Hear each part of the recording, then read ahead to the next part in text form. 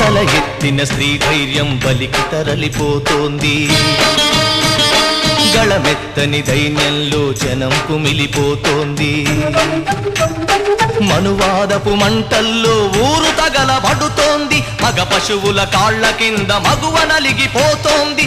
ఈ దౌష్ట్యం ఇక వద్దని, ఈ క్రౌర్యం ఇక రద్దని అరవండో. పంచముణ్ణి సృష్టించిన ఆ వంచకుడెవడని అడగండో.